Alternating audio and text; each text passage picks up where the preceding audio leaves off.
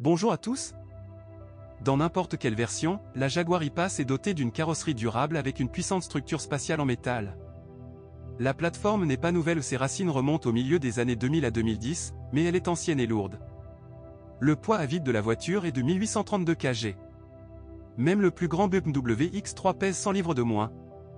Et ce malgré le fait que les ailes avant, le capot, le toit, la porte du coffre et les éléments de suspension avant sont en alliage d'aluminium.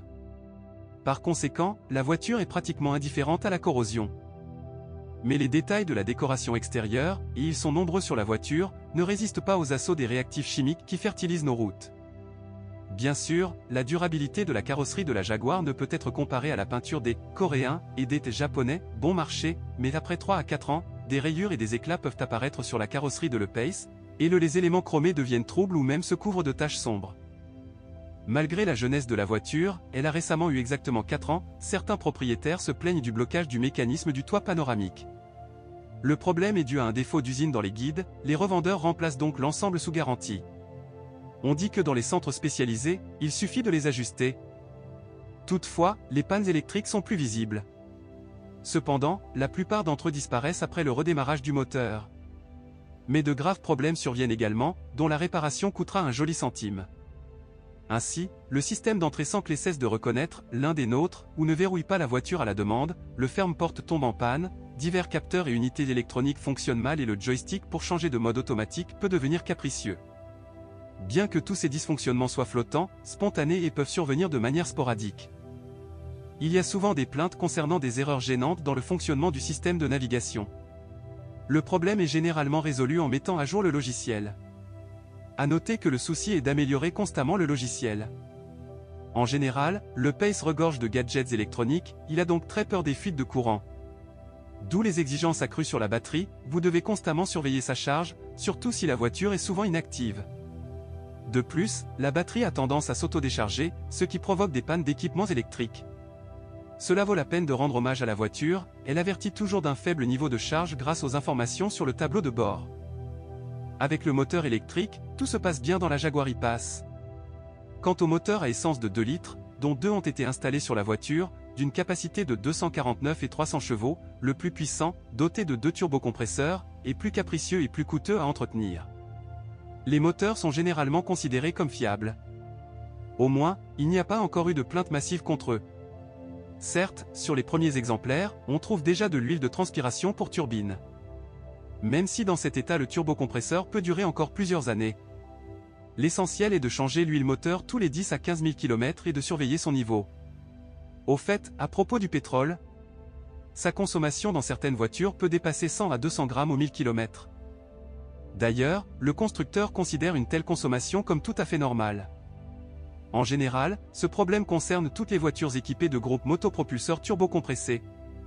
Par conséquent, les propriétaires ne peuvent surveiller en permanence que la quantité de lubrifiant liquide. On constate également que la turbine, la pompe et les injecteurs sont à risque pour tous les moteurs. Les 4 diesels ont les mêmes problèmes que ceux à essence, un turbocompresseur, une pompe de surpression et une pompe d'injection avec injecteur. Mais en même temps, ils sont plus durables et nettement plus économiques, mais ils sont également exigeants sur la qualité du carburant et de l'huile, sur un entretien et des réparations rapides. Si le moteur perd de la puissance et que la machine passe en mode d'urgence, il s'agit très probablement d'une conséquence de la défaillance du mécanisme permettant de modifier la géométrie de la turbine. Le remplacement coûte assez cher. Les mêmes symptômes peuvent être provoqués par un filtre à particules ou une vanne EGR encrassée. Cependant, si vous utilisez le bon carburant et l'huile moteur recommandée, effectuez un entretien en temps opportun à l'aide de consommables de haute qualité et respectez les recommandations du concessionnaire, un moteur diesel peut durer très longtemps. Un bon service ne nuira pas non plus à une transmission automatique ZF. Bien qu'il soit initialement considéré comme très fiable. Quoi qu'il en soit, jusqu'à présent, il n'y a eu pratiquement aucun cas d'échec.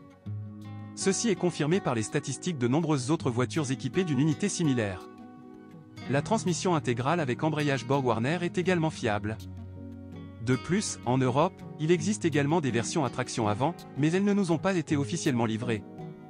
Quel que soit le type de transmission, le Pace est équipé d'une suspension arrière indépendante exclusive Integral Link avec une liaison verticale entre l'essieu et le bras de commande inférieur.